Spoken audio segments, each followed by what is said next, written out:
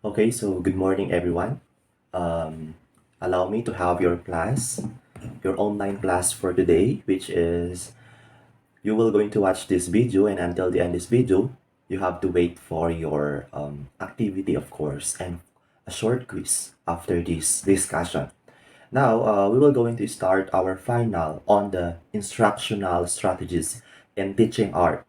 So, here, we will be talking about your strategies on how will you teach visual arts to your students, and you can also use this in facilitating the other subjects that you will going to teach on if you will becoming a professional teacher. Not just a professional teacher, but if you are going to have your practice teaching or work immersion, then you can use this as your basis for you to improve your lesson or strategies in teaching.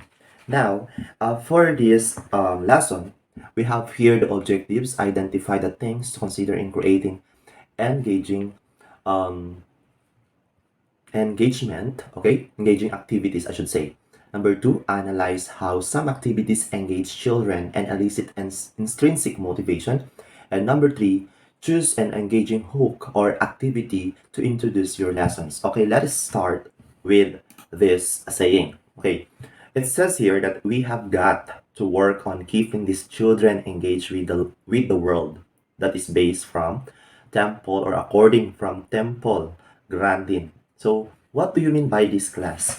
So we have to got to work on keeping these children engaged with the world. So we have to let our students or our children, our pupils, to engage in our classroom or in our demonstration lecture.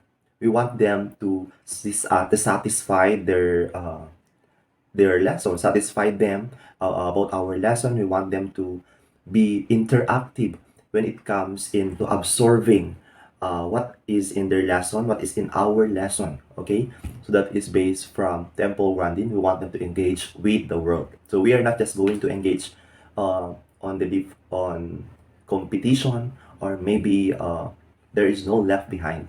So we let them move, we let them do, we let them choose what they want in their lesson. So here, there are some strategies for engagement and letting inspiration. Number one is, okay, so before we start on that, so as a teacher, children engage more in their art creation process if they love and believe in what they do.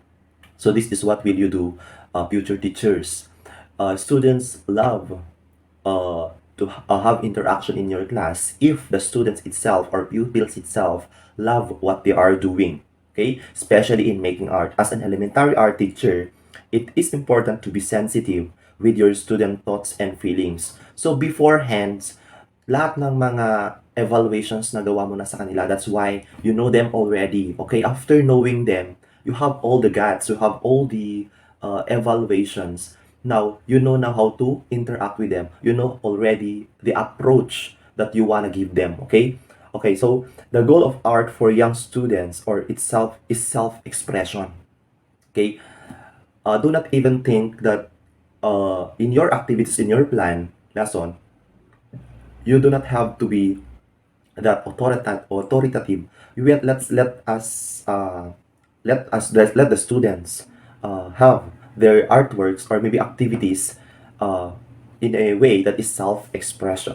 If children realize that their artwork can be a tool to showcase some of their ideas, they will more likely to enjoy and give more heart in creating their work. That's why we develop being appreciation or maybe an art appreciation in this lesson. Not just in art, but of course, we develop appreciation in some other subjects. Okay?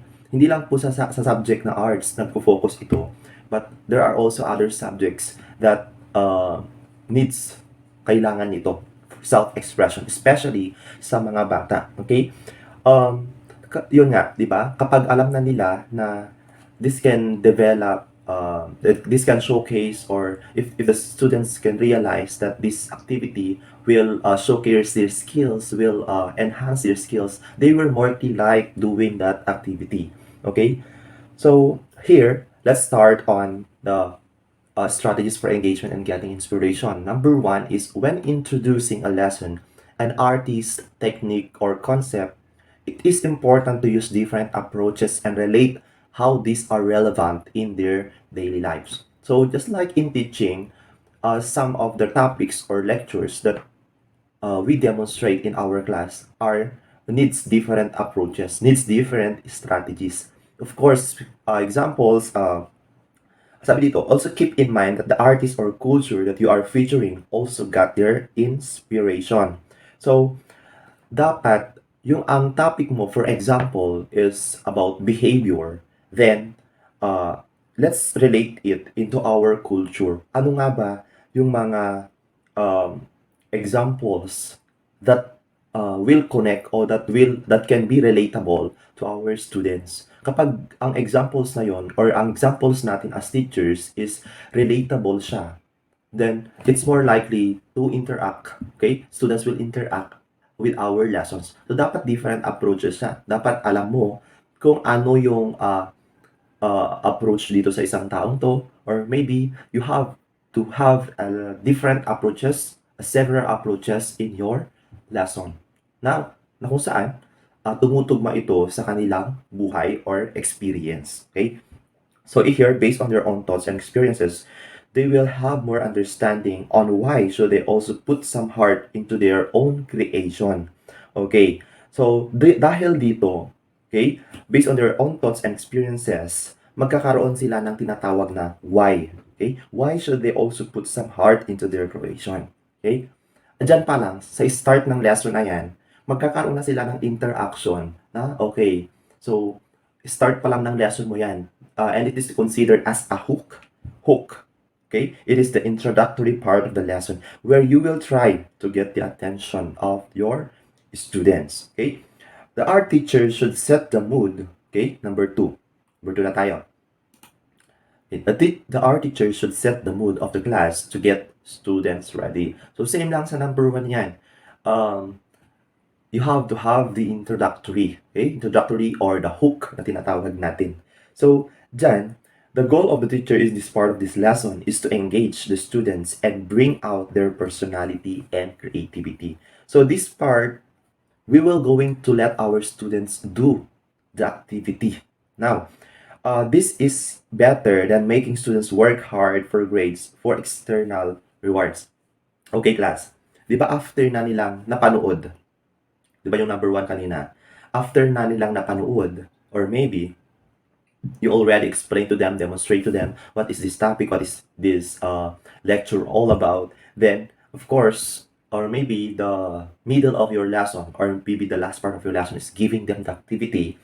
Okay, there are some activities or strategies na or activities na engaging, okay? Engaging, which is here in this part, we let the students do the activities kung ano yung naiisip nila about doon sa lesson. We let them think an artworks, or we let them think or ask or to create an artwork that is based on their experience. So, dyan pa lang, tawag nito, yung creativity na nila is nag-work.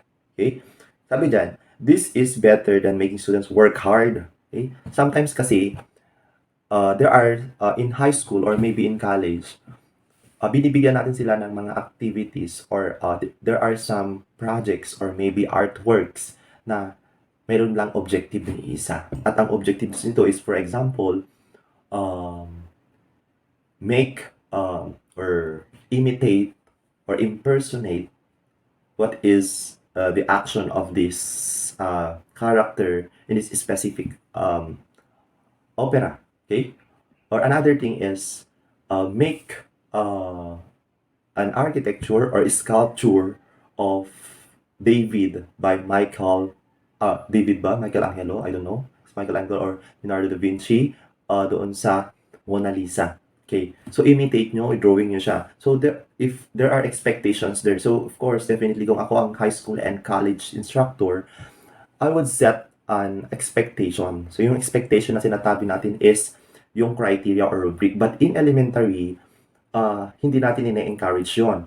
Okay? Sa elementary, pinapagawa natin yung mga students natin ng mga bagay-bagay na gustong-gusto na nila. okay, that is relatable with their own experience. Okay, we are in a self-discovery, or we are on developing the creativity of the pupils or the students. So dito, walang competition. Okay, there's no competition. We just want the students enjoy their class, and of course, uh, there are other external rewards. Okay, and art teachers, we should try our best to elicit intrinsic motivation. Ano yung tinatawag na intrinsic motivation, class? Okay? Wala siyang reward. Okay? There is no reward on intrinsic motivation.